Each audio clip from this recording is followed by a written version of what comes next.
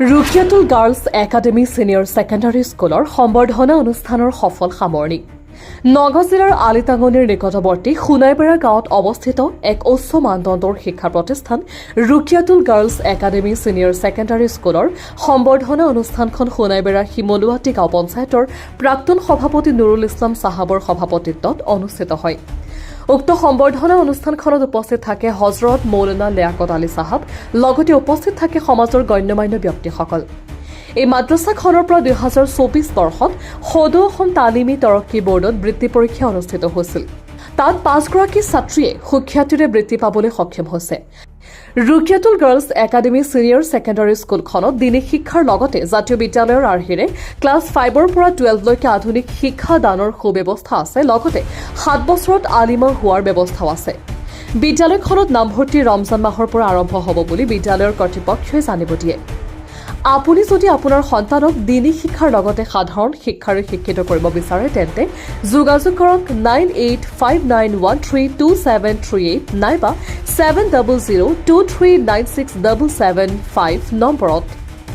আসসালামু আলাইকুম ওৰহমতুল্লাহি ওয়াবাৰাকাতু। আমি আজি ইয়াত ৰুকিয়াতুল গাৰ্লছ একাডেমী ছিনিয়ৰ ছেকেণ্ডাৰী স্কুলৰ সন্মুখত থিয় আছো।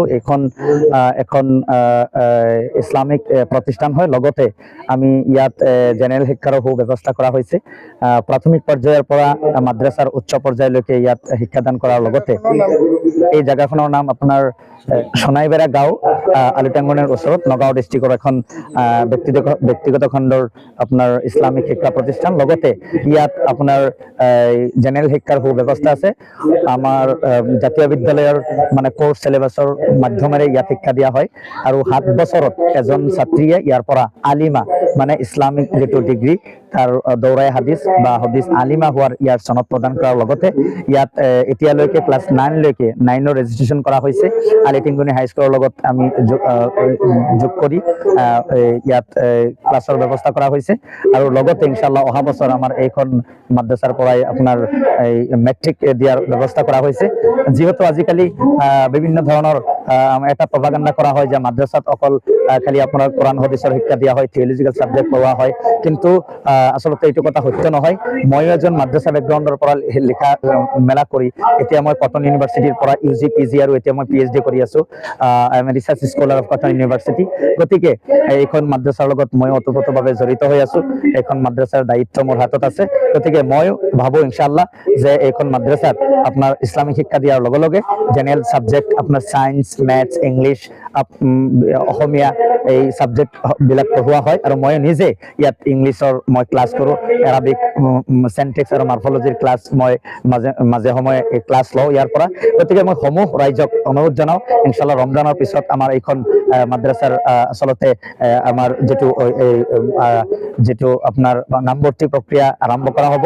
গতিকে আপোনালোকে ইচ্ছুক ছাত্ৰী যদি আপোনালোকৰ থাকে তেতিয়াহ'লে ইনশাআল্লাহ ইয়াত পঢ়াৰ সুব্যৱস্থা আছে। লগতে আৰু এটা কথা কৈ থওঁ যে যদি কাৰোবাৰ মানে এনেকুৱা ছোৱালী আছে যাৰ মা দেউতাক নাই, মাওৰা বা এনেকুৱা এতিম বা মিস্কিন ছোৱালী আছে যিসকলৰ পঢ়াৰ শুনাৰ দায়িত্ব কোনেও নলয়, সেইসকল ছাত্ৰীক যদি ইয়াত ভৰ্তি কৰাই আমি কমপ্লিটলি মানে ফ্ৰীলি তেখেতসকলক ইয়াত ভৰ্তি কৰোৱাৰ বা পঢ়োৱাৰ আমি ব্যৱস্থা গ্ৰহণ কৰিছো।